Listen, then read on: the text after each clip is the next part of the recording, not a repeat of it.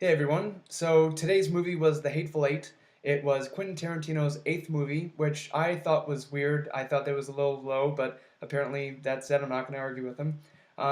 It was definitely a Quentin Tarantino movie. Very bloody, a lot of feet, but at the same time, excellent plot. I thought that it might have been a little slow at times, but he has a way of just setting everything up. He has a timeline different from other movies in the sense that he'll start off at a certain point and then they'll do a flashback to maybe the day or the morning earlier, and then they'll proceed and then they'll do like 15 minutes earlier or 4 hours later and then 5 minutes earlier than that.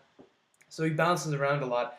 I will say, if you like Tarantino movies, you'll love this movie. I love Tarantino movies. I enjoyed it. It wasn't my favorite, but that's not saying much. It wasn't quite my type of movie. Like I said, it was very graphic, very bloody. A few examples that I can think of are at one point Samuel L. Jackson, who is a favorite of Tarantino, you'll see him in a lot of his movies, is describing a story where there's a young white man sucking on his big black pecker. So that you have that. You have one scene where there's a few characters projectile vomiting blood, which is very graphic.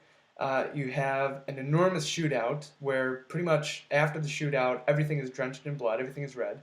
And I know that I said Hobo with a Shotgun was the bloodiest movie that I've ever seen, but I'm going to have to retract that. This is now the new bloodiest movie I've ever seen. And like I said, I shouldn't have been surprised because that's Quentin Tarantino. That's his way. So I will say, if you haven't seen any Quentin Tarantino movies before, don't let this be your first one. Try something else out before this one.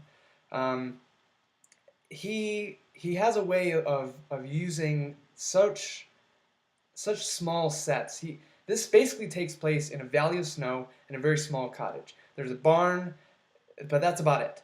And he does very good. I mean, it's very intricate. It's a very intricate movie. I'm not going to get into the plot because there's a lot of stuff going on. There's a lot of side stories, and like I said, it's a little difficult to follow because he's going back and forth within the timeline.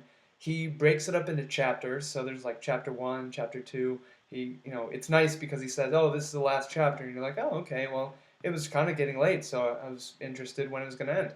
Um, but yeah, I mean, he has a way of making these movies. But if you enjoy those type of movies, then they're fantastic. Yeah, I think that it was, like I said, it was a little bit too bloody for me. There were some points that was a little bit too much, but I can't fault him for that. That's his style, so that's what he's gonna do. So yeah, I think that's it. I was impressed. Like I said, I think that he did a very good job with the plot. I think it was very interesting of how he set everything up.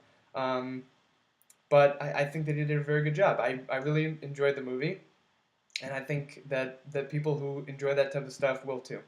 So yeah, thanks very much for watching. As always, if you have any movie that you'd like me to review, let me know. If you have any comments or questions, leave them below, and I'll see everyone in the next video.